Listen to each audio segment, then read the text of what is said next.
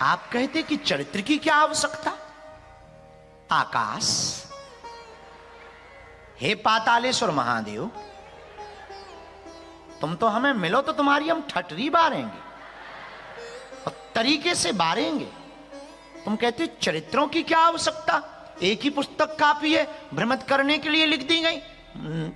ठटरी के बरे न कटा। अगर ये चरित्र ना लिखे जाते तो कौन गाता, कौन महिमा मंडन करता, कौन चलता? मेरे प्रियजनों, राम जैसा चरित्र किसी का नहीं हुआ। राम के चरित्र की महिमा को, और जो भी व्यक्ति इस दुनिया में चरित्रवान होता है, याद रखना हनुमान जी भी सच्चरित्रवान है। इसलिए परिणाम क्या, राम जी की भी महिमा गाई जाती और हनुमान जी की भी। और हनुमान जी के लिए तो घन गोस्वामी जी ने लिखा, चारों युग पर ताप तुम्हारा, चारों दोनों हाथ उठा करके, पर ताप तुम्हारा है परिसिद्धि जगत उजियारा, है परिसिद्ध जगत उजियारा। श्री राम जय राम, श्री राम जय राम, जय जय राम, श्री राम जय राम, जय जय राम। बोला श्री राम जय राम, जय जय राम। राम जी का भी चरित्र महान है और हनुमान जी का भी चरित्र महान है। इसलिए तो हनुमान जी का चारों युगों में पूजन किया जाता है। त्रेता में भी, सतयुग में भी रुद्र के रूप में, त्रेता में हनुमान के रूप में, द्वापर में भी हनुमान के रूप में, कलयुग में भी हनुमान के रूप में। पर सतयुग में तो रुद्र के रूप में रहे, त्रेता में राम जी के साथ वानर रूप में रहे, द्वापर में महाभारत में भगवान कृष्ण के साथ रहे। कलयुग में हनुमान जी कहाँ हैं? बताइए कहाँ हैं? क्या न्यूजीलैंड में हैं? कहाँ है हनुमान जी? भैया किसी ने देखा? हाँ है। कहाँ है? जहां भक्ति की हाँ, हनुमान जी वहां। कहां हनुमान जी? कहां? जहां भक्ति की हाँ, हनुमान जी वहां। पर एक उत्तर हमारी समझ में आता है कि हनुमान जी को पाया जा सकता किसी के नजदीक। कहां? साधु संत की तुम रखवारे, असुर निकंदन रावण उलारे। हे आकाश, तुमने कहा कि चरित्र की क्यों आवश्यकता है? बहुत आवश्यकता है। एक बात और सुनो, कंप्यूटर का जमाना है। जो कंप्यूटर में नेट लगा देते हैं उसमें वायरस बहुत आ जाते हैं। हाँ जी या ना जी? बोलो, आ जाती या नहीं? अच्छा, वायरस बहुत आ जाए तो कंप्यूटर स्लो चलता है। एक ठैया इंटर कुछ करना हो तो ये लिखो तो बड़ी देर बाद लिखता है। तब क्या करते हैं फिर गुणज्ञ लोग? क्या करते हैं कि कंप्यूटर में एंटीवायरस प्रोग्राम इंस्टॉल करते हैं। परिणाम, वो पूरे कंप्यूटर को स्कैन करके वायरस को खत्म कर देता और कंप्यूटर स्मूथ चलने लगता। वैसे ही ब्रेन रूपी कंप्यूटर में जब विचारों के वायरस, बुरे विचारों के वायरस भर जाएं तो कथा रूपी प्रोग्राम इंस्टॉल कर लेना चाहिए। परिणाम क्या होगा? राम के चरित्र रूपी एंटीवायरस प्रोग्राम को तुम आकाश जी इंस्टॉल करोगे तो तुम्हारा ब्रेन स्मूथ चलेगा, वरना ऐसे ही तुम्हारे अंदर कीड़ा लगे रहेंगे।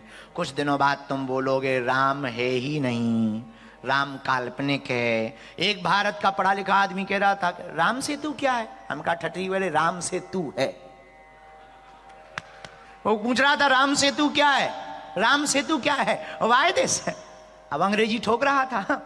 हमें तो अंग्रेजी आती नहीं, अपन ने तो बुंदेलखंडी भाषा में दिया। हमका राम सेतु, यही राम सेतु है।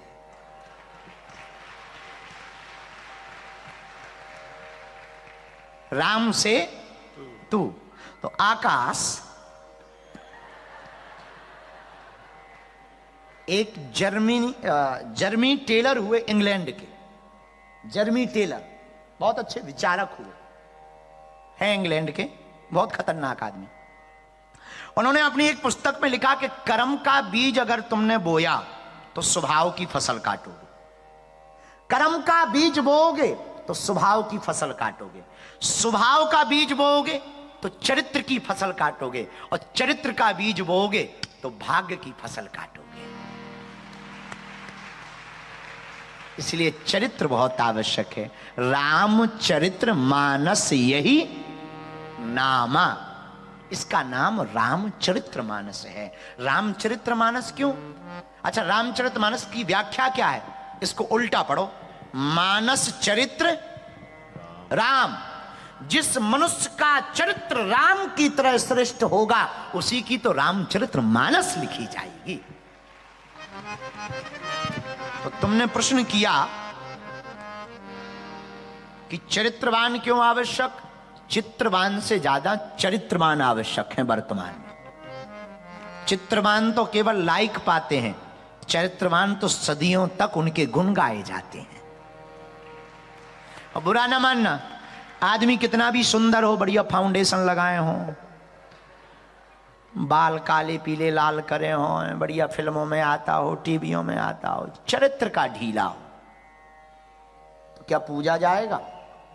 बोलिए, जवाब दीजिए। और आदमी दिखने में कैसा भी हो, गुणवान और चरित्रवान हो, उसकी सब जगह तारीफ की जाएगी, उसे हर समाज में सम्मान दिया जाएगा। इसलिए चरित्र का जो पक्का होता है आकाश जी, वो तीन चीजों उसके फायदे में रहती। एक, निर्भीकता, वो कभी डरता नहीं। जो चरित्रवान होता वो डरता नहीं, क्योंकि उसे टेंशन ही क्या, टेंशन कोई टेंशन हो जाती। जो चरित्रवान है, विवेकानंद को कोई डर नहीं था, सामने बोलते थे मुंह पर, उन्हें कोई प्रॉब्लम नहीं। भाई दिक्कत किसको है? देखो ऐसे समझो, तुम्हें समझ में आ जाएगा, न्यूजीलैंड वाले हो ना, ऐसे समझ में आएगा। भाई तुम अगर झूठ बोलो, हम जैसे पूछें क्यों भाई तुम्हारे कितने भाई हैं, और तुम्हें झूठ बोलना पड़े 5, तो तुम्हें याद करना पड़ेगा कि गुरुजी को 5 बताए। फिर कभी गुरुजी पूछे तो कहीं 4 ना बता दें। तो जो झूठ बोला जाता है उसे याद करना पड़ता है, और जो सत्य होता है उसे याद नहीं करना पड़ता है। वो तो चाहे जब तुम चाहे सोते हो कहो भाई कितने भाई हो, 5 भाई हैं। इसलिए आकाश जो चरित्रवान होता है वो निर्भीक होता है, डरता नहीं।